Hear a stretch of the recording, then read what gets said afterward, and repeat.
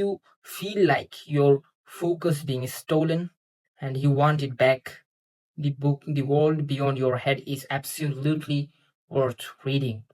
Let me ask you this. Do you ever feel like your attention isn't really yours anymore? Like your phone or ads and endless scrolling are constantly pulling you away. Yeah, me too. That's why I picked up this book, The World Beyond Your Head by Matthew Crawford. And honestly, it really changed how I think about focus in today's world. I first started reading it on my commute, surrounded by cars, car horns, glowing screens, and everyone glued on their phone. But as I turned the pages, it felt like Matthew was just talking to me, almost like a friend over coffee. He wasn't just throwing philosophy around. He was giving real practical advice for living in this distracted age or in this distracted world. So today I want to share seven lessons I got from this book and how they actually show up in real life. So let's jump into the conclusion. Number one, attention is work. Matthew says attention isn't free. You have to put effort. You have to put effort into it. For example, I have some note that about. For example, I noticed when I as leave my phone aside at dinner and actually taste the food or listen to the person in front of me, the whole experience feels different. So much richer, so much richer. So much richer when I give focus or give my attention to the work what I am doing. The second lesson is the joy of craft.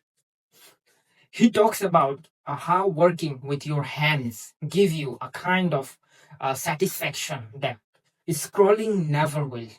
For like example, we can say I once fixed my own old bicycle. It wasn't perfect, but riding something I repaired myself felt way better than wasting the same time online. So it felt very very good. Third lesson is distraction. Distraction is the new normal. We live in a culture that almost expects us to be distracted. Checking notifications while someone's talking, totally normal now. But it kills real connections. When I caught myself doing that, I realized how much it weakens relationships. Matthew makes you stop and see it clearly. Fourth lesson Matthew said in this book is deep work matters. He said that deep work matters. Multitasking looks productive, but it's not. Real results come from deep focus.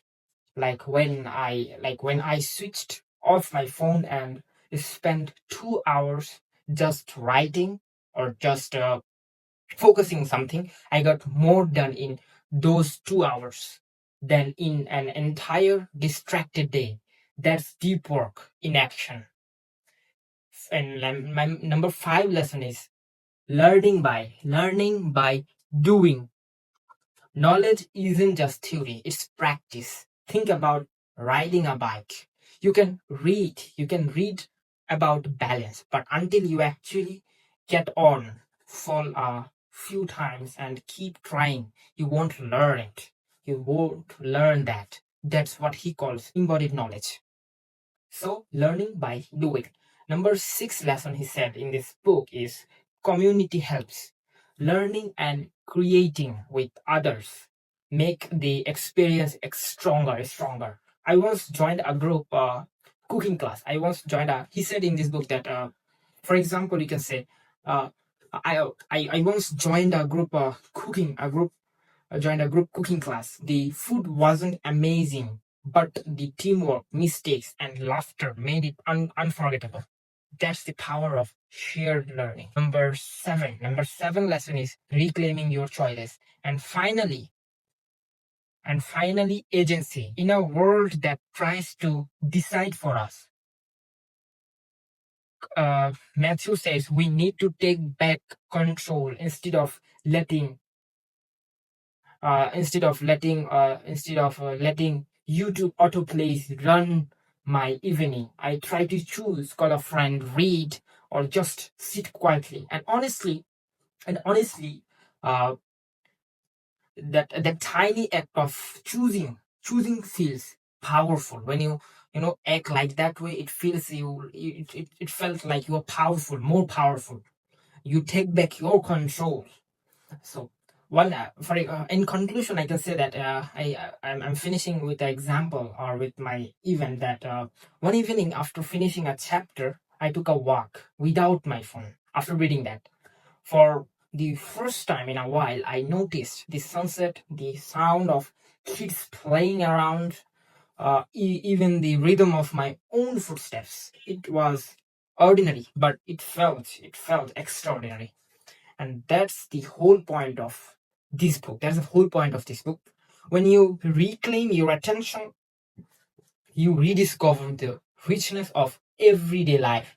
The richness of everyday life. Trust me, it will change the way you see your everyday work. Thank you, everyone.